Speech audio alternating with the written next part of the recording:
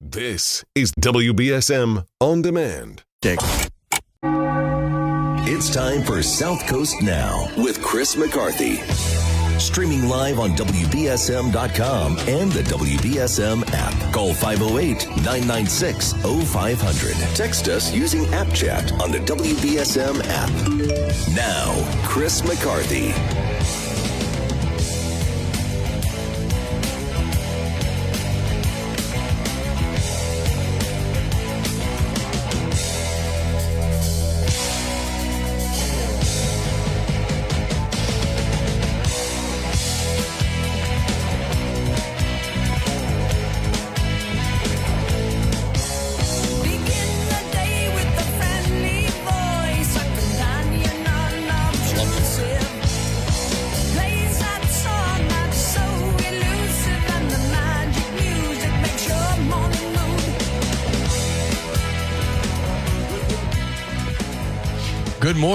Good morning.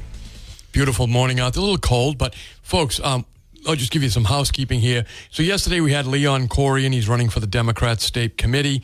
He's running against Charlie Motter. We had a bit of a situation here. Mr. Motter was at the window, and then he was in his car, and the police were called and all that stuff. But in the interest of fairness and equal time and redemption, we're going to have Charlie Motter in this morning. At 10 o'clock, he'll be in. So I think that should be a very interesting interview. So you want to stay tuned for that. But in the meantime, we have my longtime friend and your friend, Tim Dunn. You remember Tim used to be here as our news guy. He has moved on. He was at a couple of other radio stations around the region. And now he's down as a writer on Fox and Friends in the news department at Fox and Friends. He writes copy down there. So Tim's back for a visit, and I invited him on the air to give us a perspective of what it's like working down there at Fox News.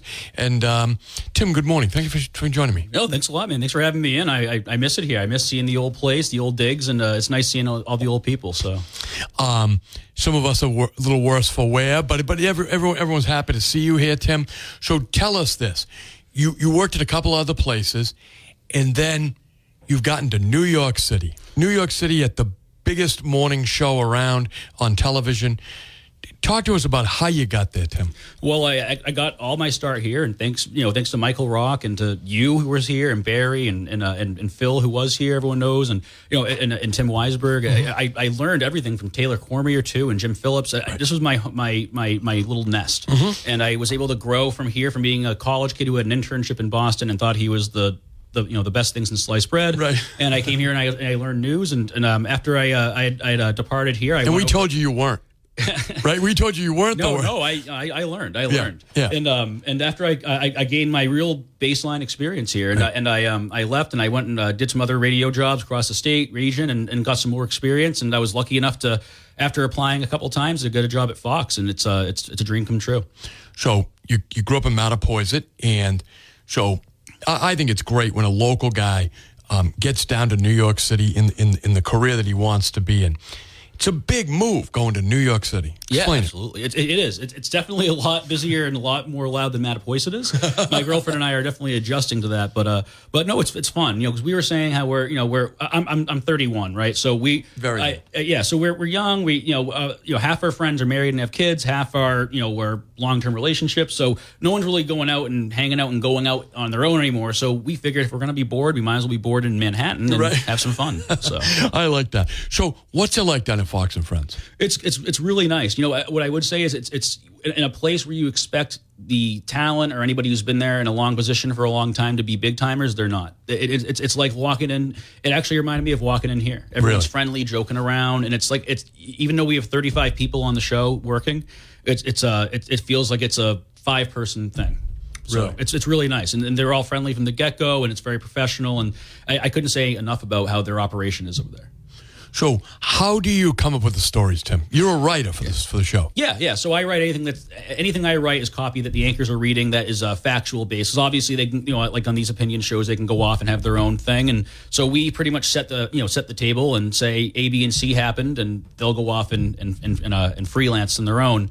It's a whole pipeline. There's executive producers, senior producers, line producers, writers, talking point writers who all kind of work in unison to form stories for the day. We then those stories are broken down into either segments or headlines, and we'll write those out, and then the producers will be able to place them in. I'll grab sound and audio and visuals, and I'll cut up the video for any story, anything that's on the screen. Any if Chris McCarthy, WBSM host, if you were on, would have that at the bottom. Okay. So any graphics you see, any of the writing is what I'd handle, and we have a story pitch meetings after the show, and we kind of discuss what we're gonna hopefully bring up the next day. So It's really an interesting perspective. What time because it's early. What time does your day start? 2 a.m. 2 a.m. All right. Yes. So it's you're there bright and early, and you learn to wake up fast, so you got to get moving. And It's actually good. The day goes by fast. So you start. You're in there. You're at your desk at 2 a.m. At my desk at 2 a.m. I usually leaving the story pitch meeting at the post show meeting at like 9:50, 10 o'clock. Yeah, and again, we have Tim Dunn here. Everyone's recognizing your voice right now. Tim is here he's on visiting his folks and his sister here in Mattapoisett. Stop by, and I invited him to come by because I've been looking to see him and hang out with him, and I thought this would be a great segment. So you are living in New York City. We of course see the news of New York City on Fox and Friends, right, in the mornings. The chaos of Manhattan. Right. Is it real? It's real, and actually, there's they're very good with the security there and letting us know, hey, there's a planned protest later today. Make sure you're okay. Use this entrance, whatever. I've been lucky to not have to be caught in the middle of anything. But Times Square is where you see a lot of these things happening, where those police officers were horribly beaten by those immigrants, and where there was another shooting. A tourist got shot. Right. A couple other crimes too. I think a teen we just did last week. A teen got stabbed. And I walk right through Times Square every day because we're like a block away from Times Square. At 2 a.m. Yeah, so you definitely have your actually 1:30. I guess you'd be walking through there. 1:30ish, 1:45. But you definitely want to have your guard up walking through Times Square at that time, even in today's standards of Times Square. Right. And but it's just kind of surreal. You go in and you're writing for a major news network and you just walked through that area. So, Right. So.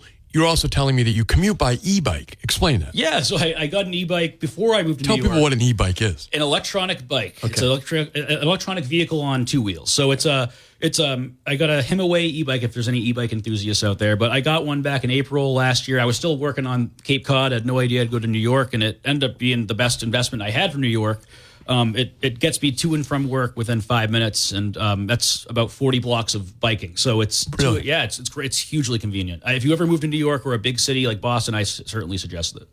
So these bike lanes aren't just something to make car drivers angry. No, they actually know what they're doing, and people in Massachusetts should take note of what New York City does. They have, really? It's like sectioned off bike lanes. I mean, some of them are just by paint, but it's clearly like a green line. It's the width of a bicycle. It's one way, so there's not two lanes. People getting out of the way, and they have traffic lights that are in sync with the for the bikes that are in sync with the car traffic lights. So there's no you're not going to run into a car. So it's actually really set up nice, and it's you barely even notice them sometimes. If you're a pedestrian, there's some people who can kind of be annoying, but it's really it's not a thing you notice. So how many when you're out there on the roads, are you the only e-bike out there? Oh yeah, at that time, yeah, it's surprising. I mean, again, you're out here at 2 a.m. Right. Excuse me, in Fairhaven. You're not really seeing anybody out, maybe besides your local police officer on shift, but it really is a city that never sleeps. There's people always on the road. So, and do a lot of people use bikes in New York City? Yeah, a lot more than honestly. I feel like if I was there 10 years ago, I'd be saying there's a lot more bikes out there now. Okay. Yeah, I think it's probably because of e-bikes, and I think part of it is there's a ton of delivery drivers on these bikes. DoorDash is a big thing there. And so you think that is in the future for this area? Maybe. I mean, I have biked around here, and I will say with them building that rail trail, I love following that news of how well it's going. And I was there in Mattapoisett last year. If I worked here, for example, and I lived in Mattapoisett, right. I would probably take it in the summertime because I like that. I like being able to save the economy. Of course. But I wouldn't say it'd be practical. I'm not taking that thing in the wintertime when it's snowing out. Absolutely not. So Tim Dunn used to be our newsman here. Now he's down a writer on Fox and Friends in the morning. Tim, we were talking off the air about the price of groceries and things like that, right? Like two old men. But really, talk about the cost of living in Manhattan. Oh, to put it in a simple term, I come back, I think it's like a 175-mile drive around. I come back all the way here to go grocery shopping every other week. It's things are more expensive in New York City, but for what I got here for about like $150 at Market Basket, right. I'd be getting in New York for about $275, $325, depending on the day. That is. Go sorry. Ahead. This is what a recent specific example. This week, I went to go get sodas. I just had to run down to the local, bodega. They tried charging me $17 for a 12-rack of soda. $17, 12-rack. Really? Yeah. There's no bodegas in Mattapoisett. No, not as many. But no, there might be soon though. But anyway, maybe coming to a town near you. Right. Thanks to Bill Strauss and his driver's licenses for illegal aliens. Right. Yes. So you get an opportunity to meet the guests, things like that. Oh yeah, I met a couple of people. I almost got to meet last weekend on a Saturday show. Drea Di Matteo from The Sopranos came in, who played Adriana. I love the show, so I wanted to meet her, but I didn't get a chance to. I've met Tim Tebow, a friend of mine who a fellow writer, got to meet Mark Wahlberg. He came in for the Hallow app thing. Yes. So yeah, there's some pretty cool guests come by. Some are big guys like Wahlberg who gotta get in and out. But they've all been really nice. Tim Tebow was the nicest guy I ever met. He asked me. He's like, "Do you want to get your phone out and take a picture of me?" That's. I was like, "Okay, you bend my arm." Right, sure. right. Yeah. So you broke in down there. What's day one like? Day one, so I grew up in all radio world. I did some print too, so I had no idea with television. And you think going in, you do the best you can. Right. It was definitely it was like being spoken into in Mandarin Chinese without ever hearing Mandarin Chinese. So it took me about a month or two to really adjust and get used to what they want in TV, because it is different. In radio, we're so used to writing, and if you hear it sounds excellent, Phil in the newsroom, even naturally they'll speak more visually, because you got to, it's only sound. You got to present the image to the listener. Paint the picture. Yeah, and it's just a little bit different writing for TV, and you already got the image there and choosing what images to show. But I'm used to it now, and it's really nice coming along. So it takes a lot of guts. Let's face it. It takes a lot of guts to leave your hometown to go to New York City. That's like people. Well, obviously, as you know, you have new neighbors every day. There's people from all over the world doing what you try to do, what you are doing. So you get down there, but you'd never written for TV before. No, never. It was only radio, only print. So it was a big learning curve. But I will say is that they have a big newsroom there, and they had a lot of people on tap that really helped me out. And my fellow writers who are my friends there at work now, I'm really grateful for them too. This is great. Listen, we've been speaking with Tim Dunn, who grew up in Mattapoisett, got his training and his start here at WBSM, moved on to a couple other radio stations. Now he's down as a writer at Fox and Friends, which I'm really happy for you, and I'm happy for the legacy that you carry from this radio station. Really, I couldn't be proud of you, Tim. Thank you, Chris. I appreciate it. Really. So you'll be back periodically. Yeah, I'll be coming back in the summertime. Come back and enjoy the beaches and stuff. So I'll be missing that. But we plan on coming back. Pretty much every weekend. That's fantastic. Hey, Tim, again, I really thank you. Folks, stick around again. We'll be taking your phone calls at 508-996-05. I'm going to let Tim get out of here. And after all, his day started many, many hours ago. Yes, it did. Right? It did. So I'm going to let Tim get out of here. But, folks, stick around. I'm going to take a quick break. I'm Chris McCarthy. We'll be right back.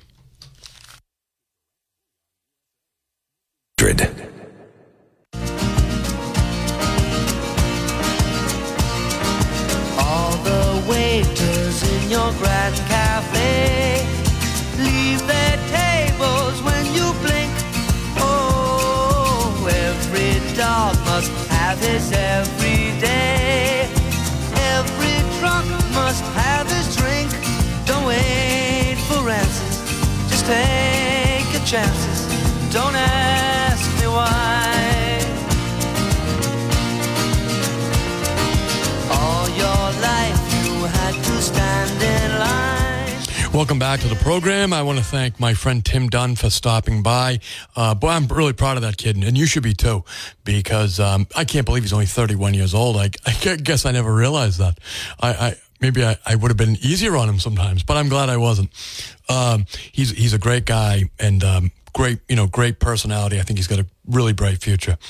And hey, he's doing it, right? He's in New York City, writing for a major network, Fox News, writing the news. So Tim is well, look, again, I've stayed, close friends with him since he left here to go on to do other things last time around. So I'm glad we're still in contact and friends, and I'm glad he's taking advantage of coming back regularly and getting cheaper groceries. So Tim Dunn, everybody from Fox and Friends. So when you're watching it, remember he's writing the hard copy. So think about that. Kid from Mattapoisett now writing international news. So I'm pretty proud of him. Anyway, so we'll have Charles Mata.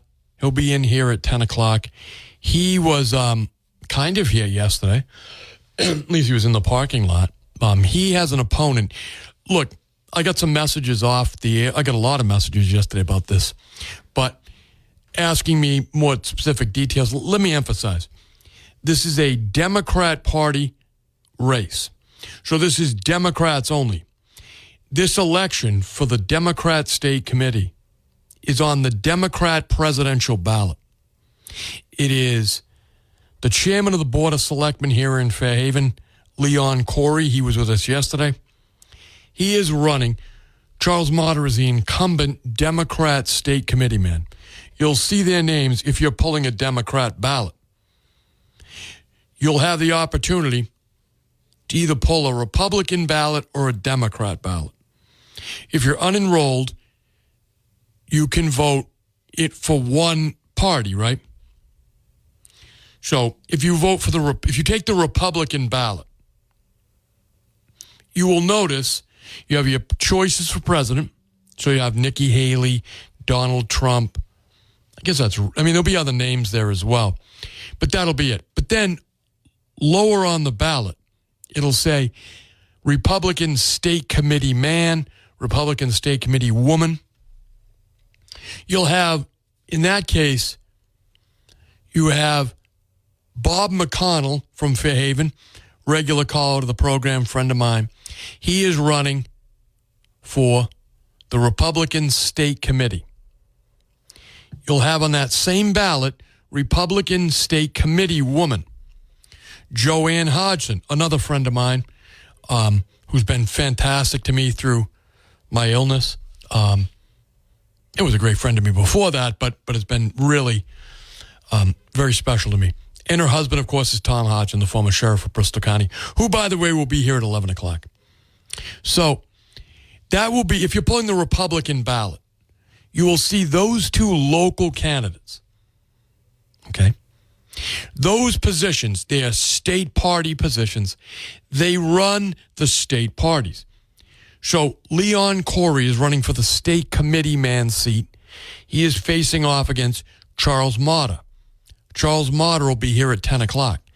Yesterday, as many of you know, Leon was here. Now, look, elections have friction. Somebody wants to retain their seat. Somebody else wants it. That's what's going on. Competition, nothing wrong with it. Mr. Mata, this is his first challenger because this is his first term. I don't think he handled it very well, but that's why we give equal time, right? So he wanted to come on the air. We weren't doing a debate. He just heard his name on the radio, and so his impulse was to come to the radio station. And we have a big glass window here. Generally, people walk by the window. I know it's a free public sidewalk. You can stop and look in the window if you'd like, but I have to tell you, it's a little odd. And particularly, now I recognize Mr. Mata because I've met him before. He was at the tax meeting in New Bedford that Sean Oliver and Ian Abreu and Leo Choquette put on for the city taxpayers, and Mr. Mata was there. So I met him. The guy I was with knew him. So anyway, so I'd met him, so I recognized him. But I thought it was odd. I've never had this happen, to have one candidate sitting in the studio being interviewed and have the other candidate appear in the window glaring at us. So I found it odd. Mr. Mata then got in he went and rang the doorbell. He wanted to make entry to the station. Listen, that is not something, we only let you in by appointment. We don't take walk-ins. We're not an emergency clinic, right? can't come get tested for the clap or something like that. This doesn't, you just can't show up. This is a business.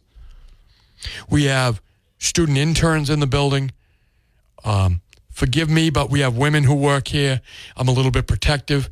And we just don't need people we don't know showing up at any time they want, demanding entry to the building. So Mr. Motter then got in his car, and he parked his car out here in front of the building, continued to glare through the window. Now, of course, there's a handicap facility right next door to us, right? They do marvelous work, and they need access to their doors. So there's a bank of handicap parking here. And then there is this, it's clearly marked off. It's a fire lane right in front of the building. But Mr. Motter pulled his car right into that, at which point, because I think he said, when I talked to him yesterday on the phone, that he couldn't see us when he was sitting in his car if he parked in the parking lot. And so, for whatever reason, he wanted to be able to see us while he listened to us on the radio. I got to tell you, one of the reasons I'm on the radio is because I don't like people looking at me, right? And there's no reason to look at us through the window while we're on the radio. But anyway, Mr. Motter, for his own convenience, was blocking the fire lane, which I have to tell you, I've personally used with an ambulance to be taken out of here. The people next door, the handicapped people, that they use it too. So I did say on the radio yesterday that what he was doing, and he then went to one of the other parking spots here in the parking lot, where he sat for the remaining part of the interview, which I have to tell you, I found to be unnerving. I know Mr. Corey, Leon Corey, the chairman of the Board of Selectmen, he found it to be a little unnerving. I don't have to tell you about what's been in the news about people and stalkers and odd behavior. People get really wound up around politics. I've been in it my whole life. I don't really get that wound up about it. But the actions of Mr. Motter were unnerving, which you can listen to it. It's public record. Mr. Corey made a phone call, and I joined in it, saying that we wanted the police to come by here, check him out. Look, Leon Corey is a very big guy, very nice guy, too. I'm no shrinking violet either, although these days I am handicapped. You never know what people are up to, particularly when they're acting in a bizarre way, right? I have to tell you, I've had a number of meetings to clear Mr. Motter to come into the station. It's my choice. We'll see where it goes. I look forward to the interview.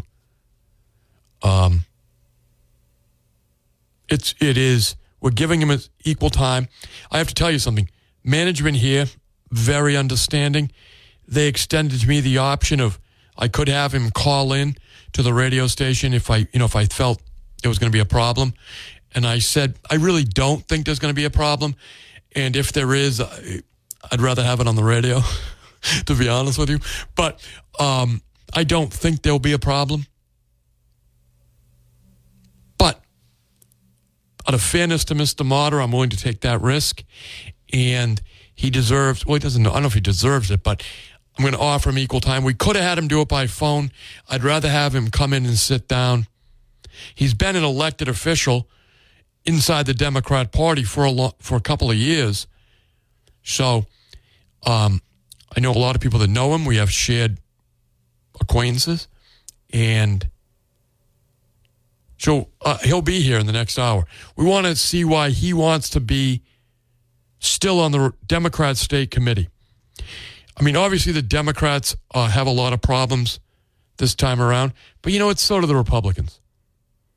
We have two, very polarizing presidential candidates. Locally, the Democrats dominate most offices. That oasis that was Tom Hodgson's no longer here. But we will speak with Charles Motter, get his thoughts on where the Democrat Party is going, You'll be able to call him at 508-996-0500. I think it'll be a nice interview. Again, I know that you never judge somebody with one event. That's not how I do it. You never want to judge somebody on a bad day. So we'll have Mr. Marty. He'll be here for a full hour. Folks, there's a lot going on, obviously, in the national news. We had the president's son, I think a historic first, was interviewed yesterday by the congressional investigators, House of Representatives, Hunter Biden, asking him about the Biden family business. His business, his uncle's business. Is there any intersection with his father?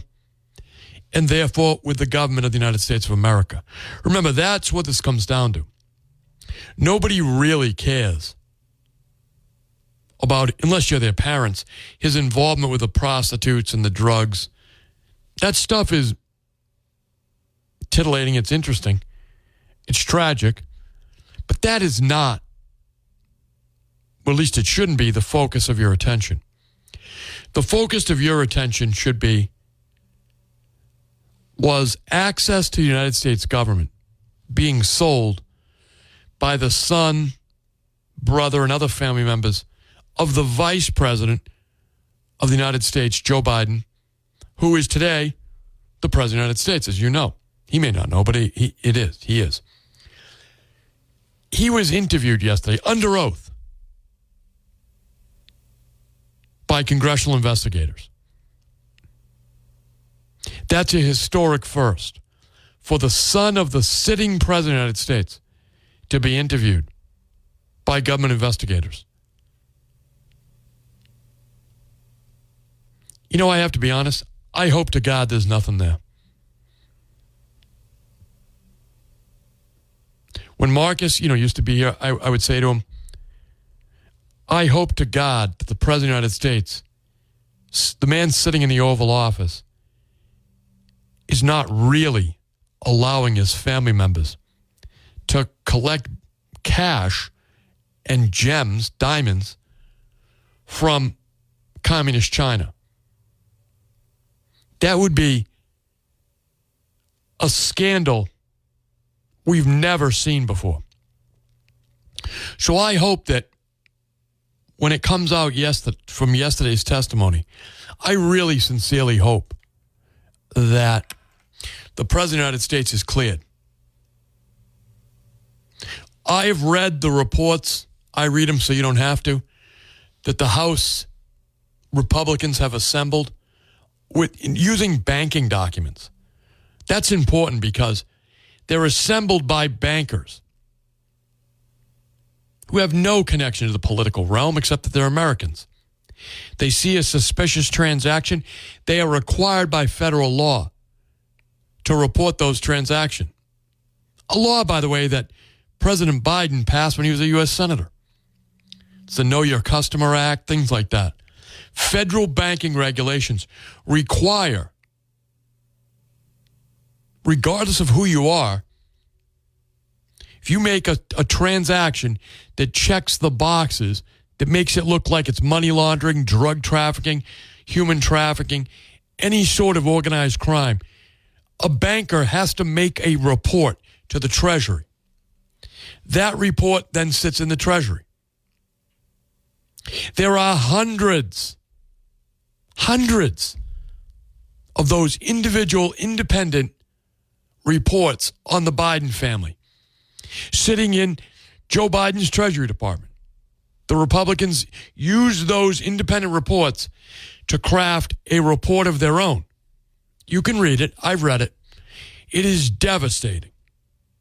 I would love for the President of the United States and his son and his brother and their lawyers to clear that up for me. I don't know how you explain it. Why did the communist Chinese give millions of dollars to Hunter Biden, Joe Biden's son? He testified yesterday. There'll be a lot of spin. We know that. At the end of the day, I just want to know, what did they give him the money for? Was he selling typewriters? Was he selling scrap metal? Was he selling air conditioners? What was he selling other than access to his father, who at the time was the vice president and today is the president? That's what I'm looking for. A real concrete answer to what was your services, right? What were your services? That's an answer. If I walked up to you and said, what do you do for a living? You would be able to answer it. And not with a lot of gobbledygook and a Fifth Amendment, right? You go, well, I sell Coca-Cola. Used to work for Pepsi, now I work for Coca-Cola, right? Or I sell e-bikes. Or I'm a lawyer. I sell my services, my legal advice, things like that. It's all clear to me. What do? I'm a radio host. I used to be a sales manager in the infomercial business. Used to be a sales manager in the real estate consulting business. Used to be a salesman. Those are all, I can show you what I did. Oh, that's what I want from Hunter Biden. I don't care about the hookers. I really don't care about the crack cocaine. I don't. It's a tragedy, and I don't wallow in the misery of others. It's not my nature.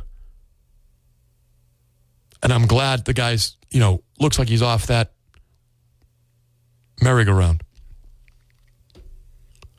I just want a real answer. Why did you get tens of millions of dollars? And tell me that it didn't involve influencing the policy of the United States of America. That's what I want. I think you agree with me. Good morning. Thanks for holding. You want a lot. I don't think it's out of... it's funny.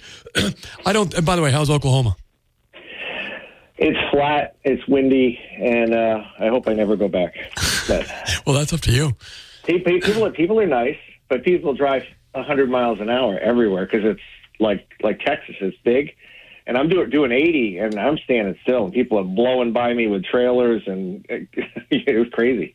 You know what I like about that part of the world? I've never been to Oklahoma, but Texas, it always amazes me how many helicopters are in the air, right? We don't need helicopters here because we just don't. But Texas, you need helicopters. I don't know how Oklahoma is.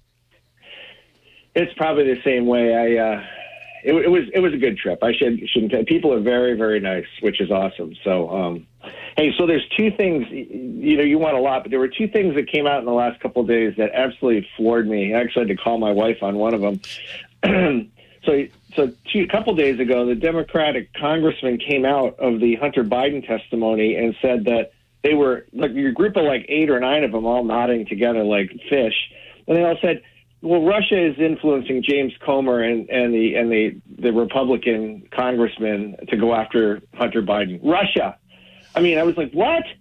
I was like, they can lie to your face. They're lying to your face, and you're like, you got to be insane. You're using the Russia thing again. So that was one thing. And the second thing was yesterday was, you got the split screen of Trump and Biden on the border on Fox News. It was amazing. Yes. And when Biden finally came out today, they said it was amazing. He's asking President Trump to join him to save the border. I was like, you just lost the election because you're the president and you need the other president to help you save the border. Well, we've known that for 4 years, haven't we? Well, no, I know, but for him to admit it is incredible. I mean, if you ask me to help you with something, I'm over there helping you, but it's not. You're not the president. Mm-hmm. The president could do anything he wants. Yes. He could drop a nuclear bomb on the border. He can put a ditch in. He can, muster people in the military to go down there. But he's asking Donald Trump to help solve it. I was like, what? Crazy, dude. This is crazy. President Trump, because of course, Joe Biden is now following him on the campaign trail. President Trump ought to go to one of these drug-infested streets where the homeless are on the street and force Biden to follow him there. He ought to show up in the supermarket where all the prices are, right? Where the prices are so high. Force President Biden to show up. I mean, really, Donald Trump is going to once again command this election. He's going to own this. Shopping with Donald Trump this week. Let's go look for apartments next week with Donald Trump. I mean, Biden can't do anything but follow him. I think it's done for Biden, and maybe they're going to pull out and say, you know what, got to get him out of here now because we got to get it Newsom. But the interesting thing yesterday, and I know people don't have the time to see it. I just happened to see it because I was on an airplane. But after Trump spoke on the border, the Texas governor spoke, and I got to tell you, not only did he do a great job of pumping Trump up as to what Trump did and can do, but he killed Biden because he basically said, I know where President Biden is. He's 5 miles from the border in a sanitized area. There's big signs up that say border, but he's nowhere near the border. He's not going near the border. He doesn't want to see any press. He doesn't want to see any people. And he says he's probably going to see 5 people in the room with him, which was the truth. And that was it. He says that he's not really trying to get involved in this. And Trump, by the way, he started by saying, I called the parents of the girl that got killed in Atlanta. Yes. Biden won't even say her name. So it was an amazing speech from Trump, followed by the governor from Texas. It just was so amazing. And I was like, you know what? It's over. This guy's got it. But everyone's got to get out and vote. That's the thing. Everyone's got to get out and vote because at the end of the day, they're gonna get their people to the polls. That's thanks to call. That's what it comes down to, folks. Early voting is going on right now. So if you wanted to vote in the presidential primary here in Massachusetts, early voting is going on right now. You basically have a choice between Nikki Haley and Donald Trump on the Republican side. On the Democrat side, it's President Biden. I don't know if the Minnesota congressman's on the ballot. Maybe we'll ask Charlie Mata. He'll be here in the next hour.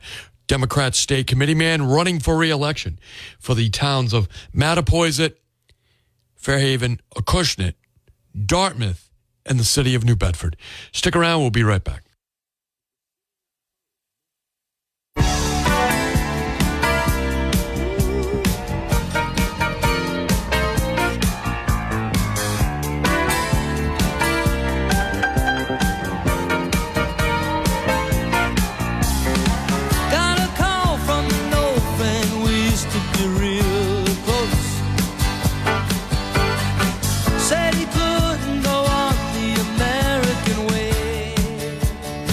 Welcome back. I'm Chris McCarthy, and we're talking about a number of things that are going on in the country right now, the trips to the border. It is early voting now. So what I would suggest is that, so you early vote at the main library, downtown New Bedford, across from City Hall. So if you live in the city of New Bedford and you want to early vote, that's where you vote. In the towns, I know that in Fairhaven, you go to town hall, go to the city clerk's office. The other towns, I believe it's town hall. I can't think of where else it would be. But I'll save you a drive. Pick up the phone and call town hall before you drive down. Ask them what time they close. Make sure that we've got it right. Generally speaking, you early vote at the town clerk. In the city of New Bedford, it's the main public library. That's where you early vote. And it's always good to go to the library, right? I like a good afternoon with books. May I recommend Don't Stop the Carnival by Herman Wouk. It's a good book. My father, I remember my dad was still alive, so this is quite a while ago. I was reading the book. I learned about it from Jimmy Buffett, and he made a play, a Broadway play about it, with Herman Wouk. And I remember saying to my dad, you ever read this book? It came out like 1965. My dad said, I did read it. I said, well, what did you think? He said, I remember being very sad. And it was very interesting. And then it ends up like a lot of novels with a real, heartbreaker at the end. But Don't Stop the Carnival by Herman Wouk. If you're looking for a book, we can't start too soon thinking about beach season, reading books on the beach, or in your sunroom, whatever you do. All right. Hopefully you do that. 508-996-01. We got some people on hold. Good morning. Thank you for holding. Good morning, Mr. McCarthy. How are you, sir? I hear you talking about Hunter Biden and influence on his father. Mm-hmm.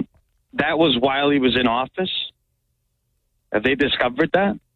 What do you mean, sir? He's been in office since 1970s. Oh, agreed. I agree completely. I'm just saying. So it was while he was in office as a senator, as a president, or Vice something like president, that. yeah. Vice president. Now, we don't know about the current presidential term. I don't know if they asked him about that. Right. I mean, listen, if that's the case, that's not very good, right? I agree with you completely on that. But what if he waited until after? That's kind of a gray area, I think. Right. Isn't it kind of gray? It's kind of gray how, like, your dad was president, your dad was senator, but you never actually took any money, and you never got paid for anything, but you were still peddling the influence, correct?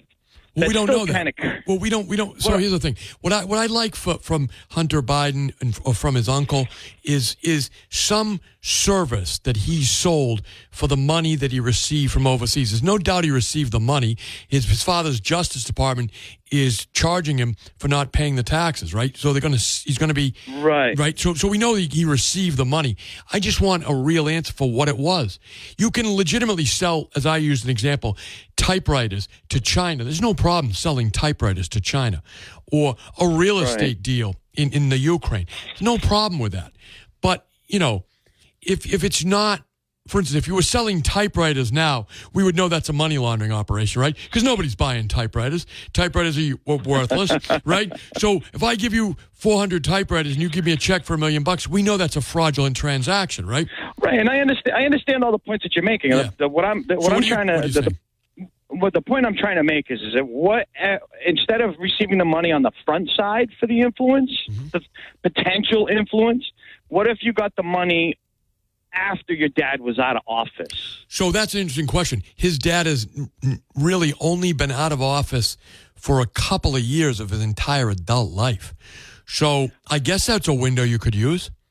Right. Well, okay. So what I'm saying is it would still feel nefarious to you, correct? Of course. It's like, say, okay, great. So let's just compare apples to apples then. We have agreed that if after he left office, all of a sudden you got this massive influx of cash from an outside entity, and you're kind of like, hey, what's going on here? You know what I mean? Well, I'd want to see what service was involved.